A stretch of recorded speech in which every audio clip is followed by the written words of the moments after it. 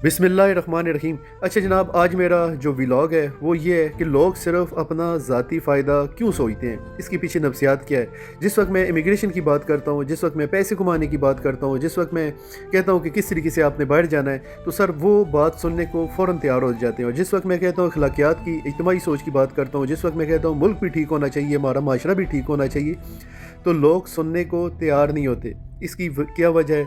क्यों लोग इतना ज़ाती सोचने लग गए हैं? इसके पीछे नफ्सियाती पहलू क्या हैं? और आज मेरी सारी गुफ्तगू इसके ऊपर होगी। ये जुमला आपने कई बार सुना होगा कि सच ये है कि ये जुमला हमारे माशरे की नफ्सियात को बेनकाब करता है, क्योंकि हम एक ऐसे निज़ाम में पले बड़े हैं जहाँ लोगों ने बार बार देखा है कि मेहनत ईमानदारी से करो तो सज़ा मिलती है और चालाकी से काम करो तो इनाम। तो जहन में लाशऊरी तौर पर सीख लिया कि अपना फ़ायदा का सोचो, अपने बारे में सोचो, वरना कोई नहीं सोचेगा। ये मायूसी नहीं बल्कि दफाई ज़हनियत है, जिसको नफ्सियात में डिफेंसिव फिजियोलॉजी भी है। इंसान जब बार बार धोखा खाता है, इंसाफ ना मिले, निज़ाम पर एतमाद ख़त्म हो जाए, तो वो इज्तिमाई सोच छोड़कर अपने आप को बचाने की कोशिश करता है। क्या ये वाकई ऐसे ही है? लेकिन यहाँ एक बड़ी गलतफहमी एक पलती है। हम समझते हैं कि ज़ाती फ़ायदा हमें महफूज करेगा, मगर दरअसल यही सोच हमें खैर महफूज बना रही है।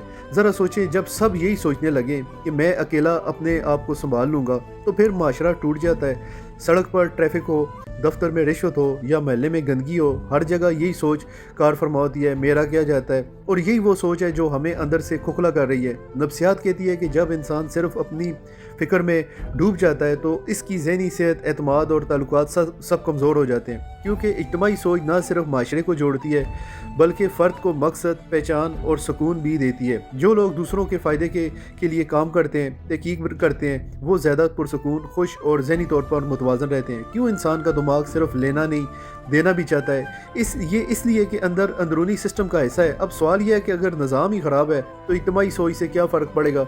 सर फ़र्क पड़ेगा, बड़ा फ़र्क पड़ेगा। देखें, निज़ाम कभी ऊपर से नहीं बदलता, हमेशा नीचे से उठता है। जब अवाम अपनी सोच बदलना शुरू करती है, जो निज़ाम खुद को एडजस्ट करता है। अगर एक शख्स ईमानदार हो शायद कुछ ना बदले, लेकिन अगर 1000 बंदे ईमानदार हो जाएं तो पूरा माहौल बदल जाता है।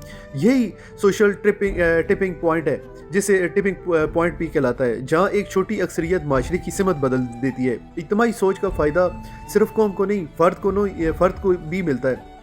ऐसा माशरा जहाँ एतमाद हो, इंसाफ हो, एक दूसरे का ख्याल हो, वहाँ कारोबार बेहतर होते हैं, ज़हनी दबाव कम होता है, सड़कें महफूज होती हैं और लोगों की इज़्ज़त के साथ जीने का एहसास मिलता है। यही जो हम समझते हैं कि मेरा फ़ायदा अलग है और मुल्क का फ़ायदा अलग, वो सोच दरअसल गलत है।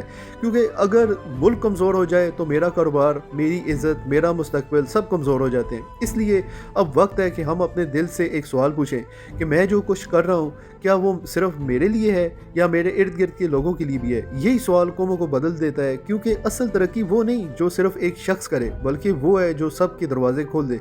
याद रखें, इज्तिमाई सोच कोई नारा नहीं, ज़िंदगी का बैलेंस है। और जब हम ये बैलेंस वापस ले आएंगे तो शायद वो दिन दूर नहीं जब बाहर के मुल्कों की मिसालें देने की बजाय दुनिया हमारी मिसालें देगी। यही फ़र्क है आज पाकिस्तान में और यही फ़र्क है आज बैरून मुल्कों में।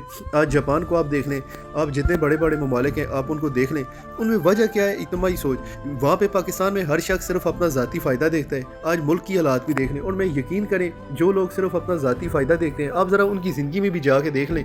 अकेला आदमी, मैं समझता हूँ लानत ऐसी कामयाबी पे कि आप अगर अकेले कामयाब हो। आप जितनी किताबें पढ़ लें, 7 habit of highly effective people in our world, दुनिया के मौसर तरीन लोगों की 7 आदत, तो सर जितनी भी किताबें हैं, सर आप जिस वक्त अकेले आप कामयाब होते हैं तो आप सर उस कामयाबी पे टिक नहीं सकते। ये एक कुदरत का निज़ाम है, ये अल्लाह का कानून है। तो आपको कामयाब होने के लिए ज़रूरी होता है कि आप साथ दूसरों को भी साथ लेके चलें। जिस वक्त आप दूसरों के साथ लेके चलते हैं तो सर आपकी कामयाबी जो है वो मुस्तहकम होती है, आप उस पर कायम रहते हैं। कामयाबी लेना कोई मसला नहीं होता, कामयाबी इंसान ले लेता है, लेकिन उस पर टिक जाना ये बड़ा मसला होता है। अगर आप में वो खूबियाँ नहीं है तो अल्लाह आपको पहले मुकाम नहीं देगा, और दुआ करें अल्लाह मुकाम दे भी ना अगर आप में वो खूबी नहीं है।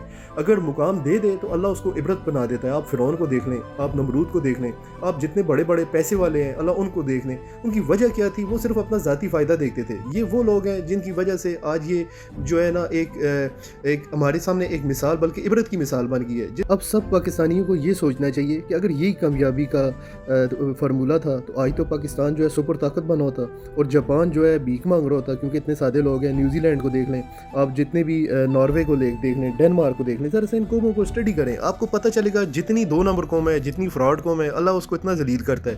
یہ دراصل میں اللہ کا قانون ہے کہ آپ کو خوبی جس وقت تک آپ کو نہیں ہوگی اللہ آپ کے سر پہ تاج کبھی رکھ ہی نہیں سکتا.